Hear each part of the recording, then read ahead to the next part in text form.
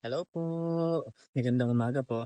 So previously po sa video namin is pinakita ko po yung mga tanim po ng bayaw ko. So eto po siya, and meron pa po doon, marami pa.